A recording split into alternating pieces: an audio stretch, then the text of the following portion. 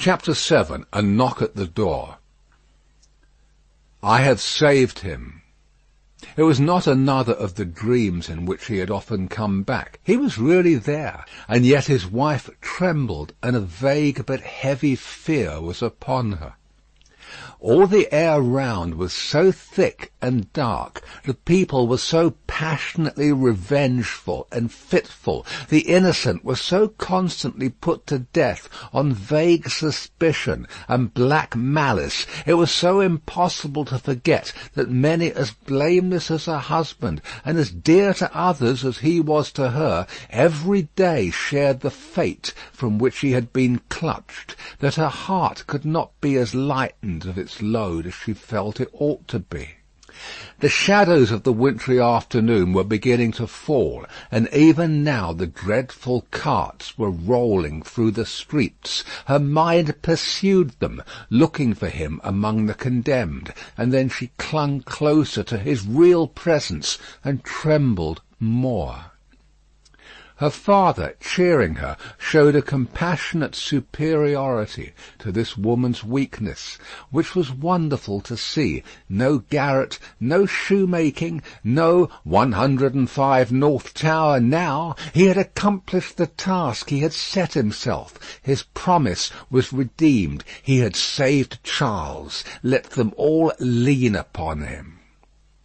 Their housekeeping was of a very frugal kind, not only because that was the safest way of life, involving the least offence to the people, but because they were not rich, and Charles, throughout his imprisonment, had had to pay heavily for his bad food, and for his guard, and towards the living of the poorer prisoners. Partly on this account, and partly to avoid a domestic spy, they kept no servant. The citizen and citizeness, who acted as porters at the courtyard gate, rendered them occasional service, and Jerry, almost wholly transferred to them by Mr. Lorry, had become their daily retainer, and had his bed there every night. It was an ordinance of the Republic, one and indivisible, of liberty, equality, fraternity, or death, that on the door or doorpost of every house the name of every inmate must be legibly inscribed in letters of a certain size, at a certain convenient height from the ground. Mr. Jerry Cruncher's name, therefore, duly embellished the doorpost down below, and, as the afternoon shadows deepened, the owner of that name himself appeared, from overlooking a painter whom Dr. Manette had employed to add to the list the name of Charles Evremond, called Darnay. In the universal fear and distrust that darkened the time, all the usual harmless ways of life were changed. In the doctor's little household, as in very many others, the articles of daily consumption that were wanted were purchased every evening in small quantities and at various small shops, to avoid attracting notice, and to give as little occasion as possible for talk and envy was the general desire. For some months past, Miss Pross and Mr. Cruncher had discharged the office of purveyors, the former carrying the money, the latter the basket. Every afternoon, at about the time when the public lamps were lighted, they fared forth on this duty, and made and brought home such purchases as were needful. Although Miss Pross, through her long association with a French family, might have known as much of their language as of her own, if she had had a mind, she had no mind in that direction. Consequently, she knew no more of that nonsense, as she was pleased to call it, than Mr. Cruncher did. So her manner of marketing was to plump a noun substantive at the head of a shopkeeper without any introduction in the nature of an article, and, if it happened not to be the name of the thing she wanted, to look round for that thing, lay hold of it, and hold on by it until the bargain was concluded.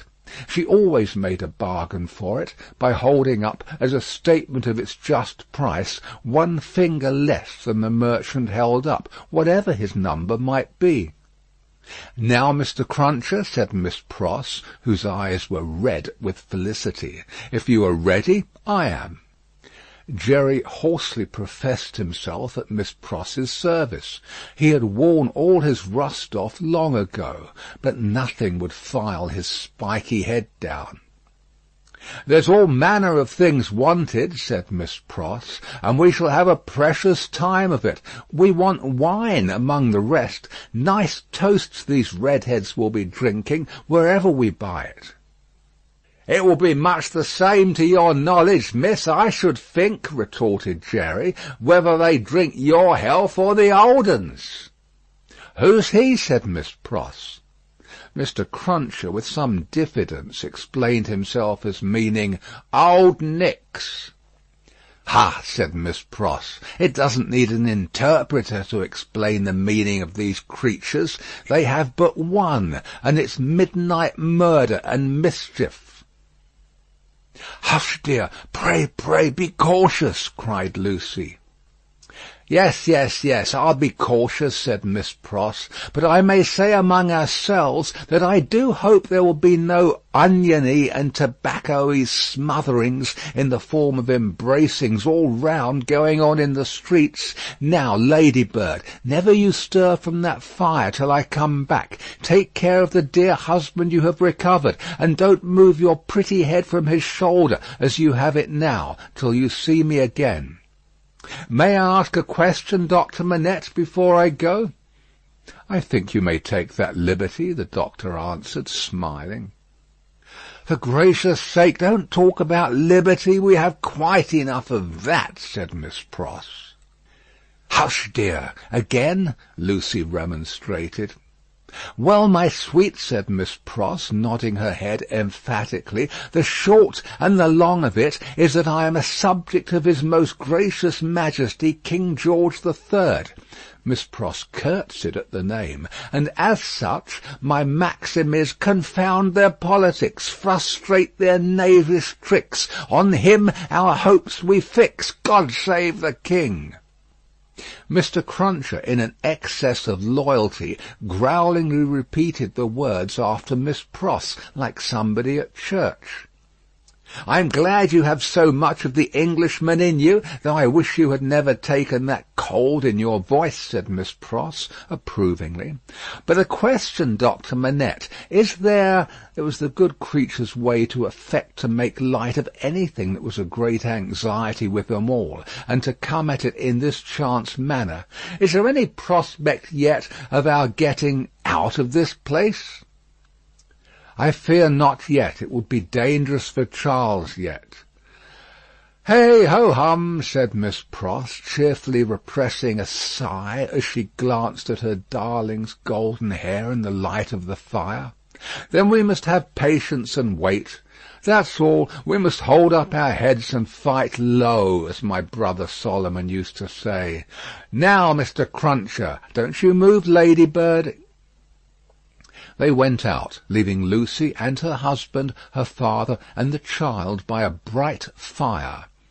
Mr. Lorry was expected back presently from the banking-house. Miss Pross had lighted the lamp, but had put it aside in a corner, that they might enjoy the firelight undisturbed. Little Lucy sat by her grandfather with her hands clasped through his arm, and he, in a tone not rising much above a whisper, began to tell her a story of a great and powerful fairy who had opened a prison wall and let out a captive who had once done the fairy a service. All was subdued and quiet, and Lucy was more at ease than she had been. "What is that?" she cried all at once. "My dear," said her father, stopping in his story and laying his hand on hers, "command yourself. What a disordered state you are in. The least thing, nothing startles you. You, your father's daughter." "I thought, my father," said Lucy, excusing herself, with a pale face and in a faltering voice, "that I heard strange feet upon the stairs." "My love, the staircase is as still as death." As he said the word, a blow was struck upon the door. "Oh, father, father, what can this be? Hide Charles, save him!" "My child," said the doctor, rising and laying his hand upon her shoulder, "I have saved him. What weakness is this, my dear? Let me go to the door." He took the lamp in his hand, crossed the two intervening outer rooms, and opened it.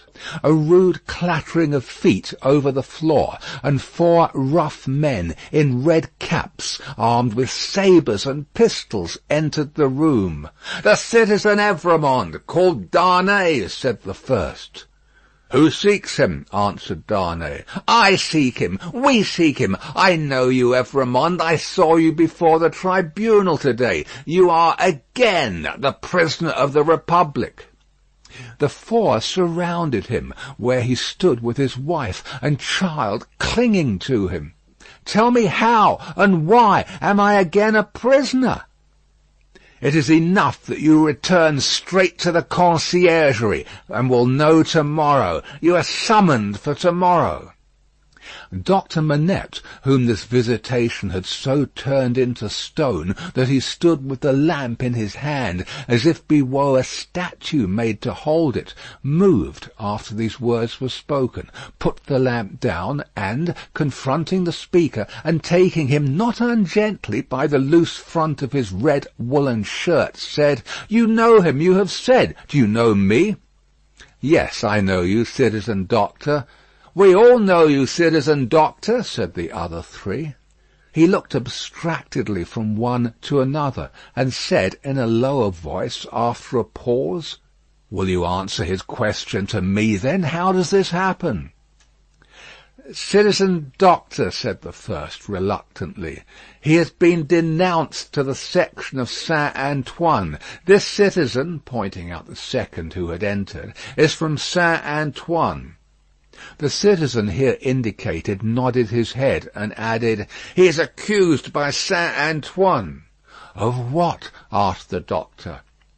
"Citizen doctor," said the first with his former reluctance, "ask no more. If the Republic demands sacrifices from you, without doubt you as a good patriot will be happy to make them. The Republic goes before all. The people is supreme. Evrémonde, we are pressed." "One word," the doctor entreated. "Will you tell me who denounced him?" "It is against rule," answered the first. "But you can ask him of Saint Antoine here." The doctor turned his eyes upon that man, who moved uneasily on his feet, rubbed his beard a little, and at length said, "Well, truly it is against rule. But he is denounced, and gravely, by the citizen and citizeness Defarge, and by one other." "What other?" "Do you ask, citizen doctor?" "Yes." "Then," said he of Saint Antoine, with a strange look, "you will be answered tomorrow. Now I am dumb." End of Book 3, Chapter 7. Recording by Paul Adams, www.yawnguy.com.